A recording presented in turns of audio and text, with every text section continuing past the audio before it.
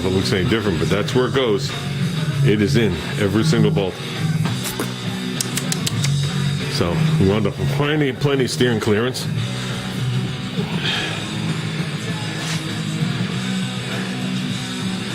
I have to nip that bolt that comes in from the inside. You can see how it's moved now. This is the one we're talking about. Just have to come in here with like a hacksaw blade and nip it. Cross member's fully bolted in. Engine's fully bolted to the cross member. Tranny's fully bolted to the tranny cross member. Tranny cross member's fully bolted in. You would think this car was meant for this. I know it's gonna be hard to see, but you can see the tranny bolts. They're supposed to stick downward like that. And it's nice. AMC already gives you the 2 humps for the exhaust. Shifter cable sits on top. It doesn't burn to death.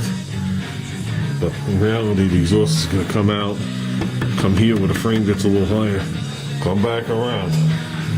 Yeah, we got a lot of S in there. So, tranny's where it has to be. So, massage the firewall. Starter's out on the ground. I could have did it with it in there, but I just wanted clearance. So instead of it bowing out, it bows in. Put one of these around the engine. Just blew a little black in because it was black there to begin with. I figure if Hurst can hack dart wheel wells with a Sawzall, I can gently massage it with 6 different hammers, including body hammers, to make it look nice. I don't know if we're gonna ever get a good shot. You're never gonna see it's blacked out. But to make a long story short, I got plenty of clearance in case I gotta lower the back of the motor up or down, so when the motor shakes. And up here you can't even see it because it's down, all the way down past here. So it's from the top of the dipstick, it's a good 8 inches down. I'd like to know what the drive shaft's good, but I might need a second hand for that. You can see the length difference. But this also has the flange still on it. This one's also a 1/4 of an inch thicker, a thicker wall. So that's set up for a turbo 350. The back of that one, and whatever Chevy uses at the back. So, I mean, I'll lay under there. I don't think I'm going to be able to tell without Junior. And Junior made it to about 20 minutes before I got home. So he was up all night and all day today. So, because he wanted to come out here and help me with this. And he texted me right before I left work. Said, Dad, I think I'm going to take a little nap. Out. He's snoring. It's like, okay. No biggie. This is no biggie. So, I am curious though. I am curious. This one has, it's a thicker shaft. The wall's thicker. The shaft is thicker. The joints are bigger. They're not massive joints, but they're bigger. So either way, if the shaft works, I got to get a conversion joint from this to my yoke in there for the 727, and then a conversion joint from there to the flange for the 8.8, which is a bunch of measuring and looking through a chart. That's how I got this back one. So, and down the road, if we decide to put some real power to here, we'll just have a shaft main be done. Because then I got to get a New York for the front anyway. But by the time you're done with that, a shaft, like 1350s or 1330s and a New York, I'll be into for $700-800, and no way. Okay, the head is resting in there, to say the least. No getting it from the top. From the bottom, I had to lift the car all the way up again. And no, I did not do it with the straps. I did with the floor jack, rags, all sorts of shit. And then I got it wedged up in there. Got stuck between the tranny dipstick tube and the cross member. So, maybe from the top, maybe if the valve covers were off, but I doubt it. It wasn't even worth it. So, as you can see, we're fully rigged. This is doubled firewall. Let's see if we get this thing at least bolted on tonight and call good.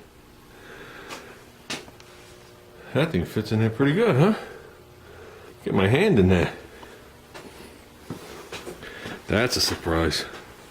Look at this. That's the tightest spot. So it's nowhere near the cross member. See, the ones that are on my wagon, they're a different brand, totally different. One of these tubes comes out and was hitting this bolt. I don't know if it was the back bolt, front bolt, one of the bolts on the side. Yeah, all sorts of stupid shit. It was fitting there pretty well. So I guess before I totally jinx myself, let me go down there and put the starter in. Fun, fun, fun. That looks tight. Fuck. Okay, guys, that's in. Starter right in. Right in. Big gaping hole right here to put it in. Now you gotta remember, you see the stud here, which is unpainted? There is a big brackety gizmo that goes here for the strut rod. So when you take that out, it hangs into that hole. So when you take that out, it makes it easier to put the headers in. I don't want to bullshit you. That's the shitty part. When those things are in, you can get the headers in the car, but you can't get them out. So you got to remember, I have half the suspension, well, I have all the suspension out. Everything you see here is either going to get replaced, like these rotors. We're going to reman the calipers, and the upper and lower ball joints are actually good. So for now, we're just going to scrape and clean and put everything back on and give this thing a front end, basic thing.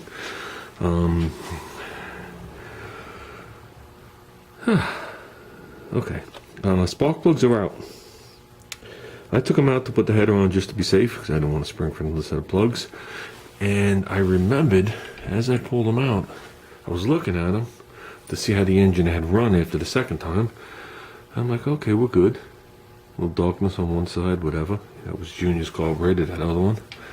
I pulled the last one, I was like, holy crap. It's soaked with oil, we got problems. As you can see, it's bridged right across. Then I remembered this motor was upside down for a couple of weeks. And we cranked it. So that just made me realize, or remember, I realized then, I forgot that I have to take all the plugs out and crank this thing around once or twice by hand so I don't hydrolock anything with the starter. Because when you do it by hand, even with liquid in there, you can get it to bleed by if you go slow enough. But I just want to get it all out. Obviously, cylinder number, that's 8. Has some oil in it. So I'm sure something on the other side has oil in it. But either or. So, that's pretty much a scratch-free installation.